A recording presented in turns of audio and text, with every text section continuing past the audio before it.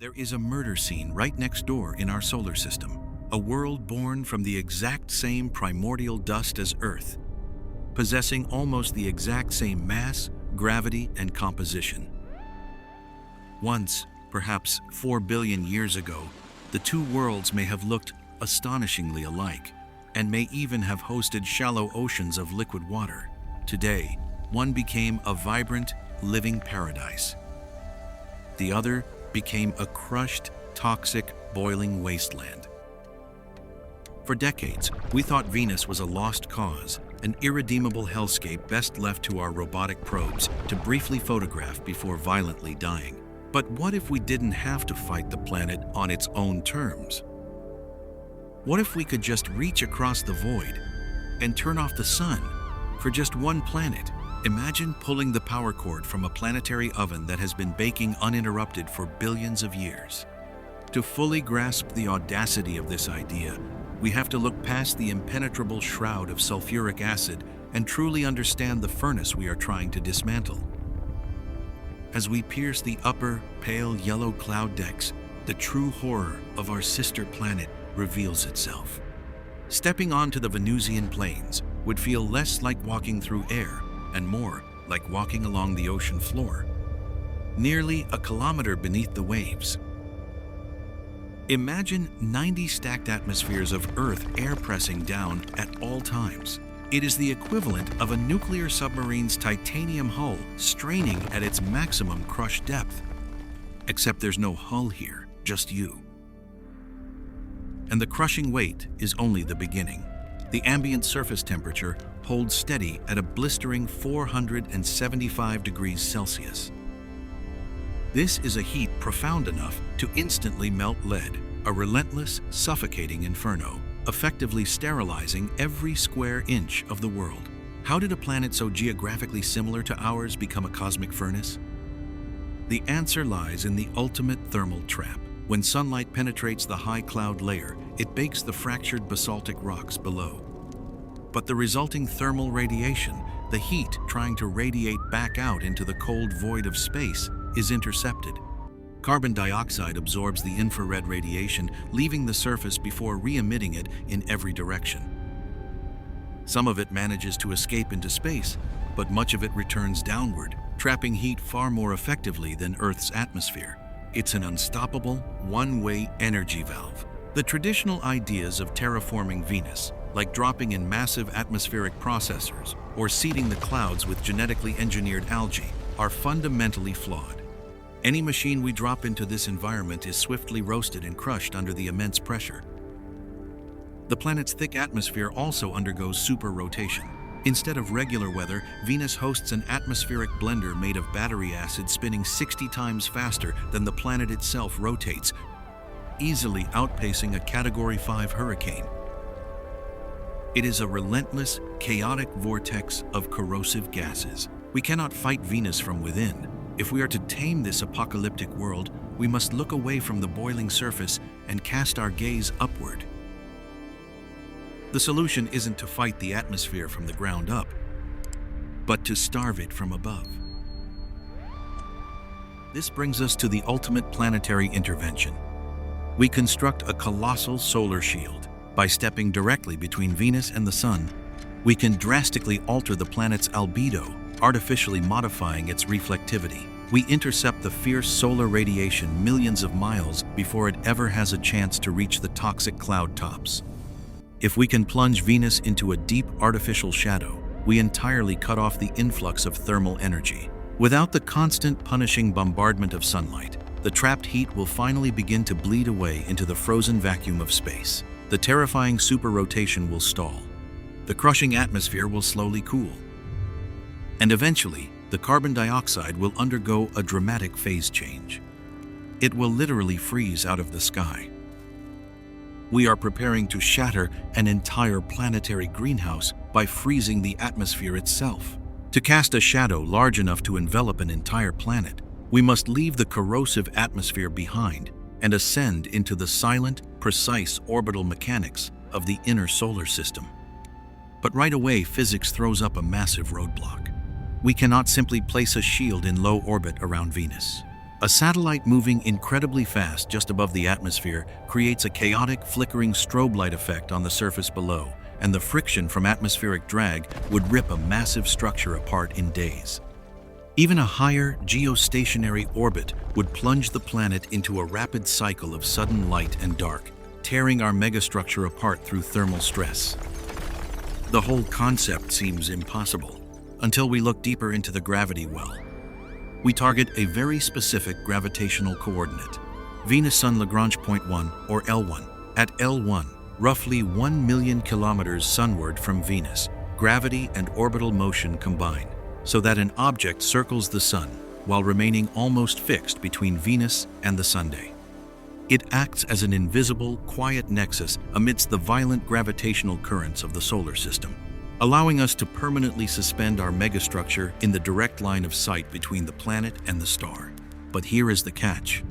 Lagrange point 1 is what orbital mechanics call an unstable equilibrium.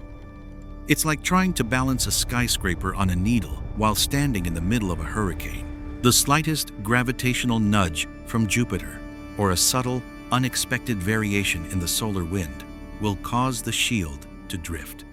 And once it begins to slip, celestial mechanics will rapidly amplify the error. If the thrusters fail, the shield either falls inward to burn up in the Sun or crashes outward into the Venusian gravity well.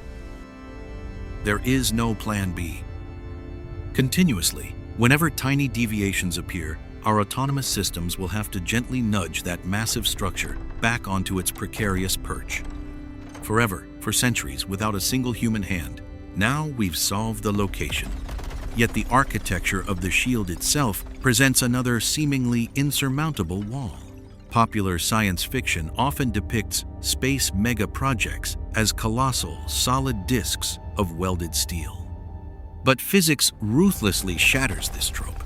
A rigid, solid disk, thousands of kilometers across, would be torn to shreds by radiation pressure and sheer structural stress. The solution isn't one giant structure. It's billions. We need a dynamic, breathing architecture. A swarm of robotic origami, trillions of silver sails flying in perfect unison to weave a planetary eclipse. By tilting these gossamer blades in synchronized harmony, we control the exact amount of sunlight passing through, allowing us to fine-tune the planetary thermostat rather than blindly plunging the world into absolute zero. These specialized reflective metamaterials must be astonishingly thin, functioning much more like a reflective soap bubble than a sheet of metal. But this brilliant reflectivity introduces our greatest engineering hurdle. Sunlight doesn't just warm you, it physically pushes you. Now imagine a mirror the size of a small moon catching that push. It's like standing in a hurricane made of pure light. The shield would simply be blown away. To counteract this relentless pressure, the individual nodes of our sunshade must actively manage their position. They would use the very sunlight they are deflecting to power tiny ion thrusters, gently pushing back against the photon storm in an endless, delicate balancing act. Constructing this vast armada requires space-based manufacturing on a cosmic scale. Launching from Earth is financially and physically impossible. The chemical fuel costs to lift millions of tons of material into orbit would bankrupt our civilization before the first panel was ever deployed. Once again, the mission seems doomed. But we don't need Earth. The shield must be born entirely in the vacuum of space. We target near-Earth asteroids, utilizing highly efficient plasma tugs to systematically tow these wandering mountains of metal and ice into the L1 construction zone. Imagine robotic spiders the size of city blocks silently consuming entire asteroids, weaving shimmering ribbons that slowly blot out the Sunday. Civilization has reached the point where mountains become raw materials, and asteroids become thread for weaving an eclipse. Once the final mirror maneuvers into alignment, the grand eclipse begins. We are compressing this timeline for the sake of the story. Realistically, we are talking millennia, not decades, to radiate that much stored heat. But the physics of the endpoint doesn't change. Less light in means less heat trapped, meaning an inevitable, irreversible cooling. From the surface of Venus, the sun does not suddenly vanish into a black void. Instead, it slowly dims, turning from a blinding white-hot disk into a pale, diffuse twilight. As the influx of thermal energy drops, the ferocious heat engine driving the superrotation begins to starve. The raging, continent-sized storms slow to a crawl. The temperature profile begins a steady plunge. We are trading the chaotic fury of a boiling atmosphere for the eerie, magnificent stillness of an imposed winter. Without the relentless furnace of the sun, the dense Venusian atmosphere undergoes a catastrophic collapse. The sulfuric acid clouds rain out first, pooling into toxic, shallow lakes that quickly freeze solid against the cooling crust. But the true transformation occurs as temperature and pressure cross carbon dioxide's phase boundary. Somewhere near -78 degrees Celsius, the exact point shifting as the crushing pressure itself finally collapses, the carbon dioxide ceases to be a gas. It begins to snow. Imagine a blizzard spanning an entire planet, where the flakes are not frozen water, but pure, dry ice. A relentless white deluge falls, burying the ancient volcanic plains under towering mountains of frozen carbon. As the gas is ripped from the sky and packed onto the surface, the suffocating weight of 90 Earth atmospheres slowly drains away, leaving behind a thin, cold, and quiet vacuum. The apocalyptic pressure cooker has been shattered. At this point, physics tells us we face our most dangerous and critical juncture. The atmosphere is frozen, but we cannot simply open the sunshade and let the light return. If we do, the dry ice oceans will sublimate, instantly resurrecting the inferno. We cannot simply bury these dry ice glaciers under dirt either. The planet's internal geothermal heat would inevitably boil them from below, triggering apocalyptic carbon dioxide geysers that would blast the regolith into space and instantly restart the runaway greenhouse effect. We are trapped in a frozen stalemate. The elegant solution requires us to completely rewrite the planet's chemistry. We must deploy autonomous, nuclear-powered refineries to strip mine the crust. Nuclear energy is absolutely essential here, because our artificial eclipse has rendered solar power entirely useless on the surface. By reacting the frozen carbon dioxide with the planet's abundant calcium and magnesium silicates, we chemically bind the gas into solid limestone. We don't just hide the deadly atmosphere, we turn it into stone, permanently removing it from the planetary climate equation. Only then do we begin the Great Thaw. By delicately opening the gossamer slats of our orbital shield, we can dial in the exact amount of incoming sunlight, warming the barren rock to a gentle, Earth-like temperature. The next phase is to introduce oceans. We guide a relentless bombardment of ice-rich comets from the Kuiper Belt, delivering quadrillions of tons of fresh water to fill the massive barren basins. Soon after, we seed the sterile, wet soils with genetically tailored microorganisms designed to exhale oxygen, breathing life into a barren world. Yet, as the atmosphere stabilizes, a final, invisible threat remains. Venus has no global magnetic field to protect a fresh atmosphere from the solar wind. Slowly, inevitably, the sun will try to strip our newly engineered sky away. But this isn't a failure of the terraforming process. It's simply the cost of planetary ownership. Any civilization capable of building a star-spanning shield is capable of tending this garden indefinitely, continuously replenishing what the solar wind takes. 4 billion years ago, Earth and Venus may have begun as cosmic sisters. One became a cradle for life. The other became a warning written in fire.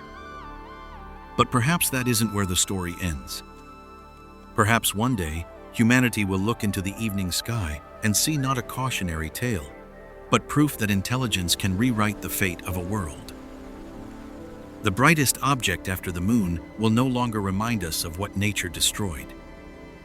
It will remind us of what civilization chose to rebuild.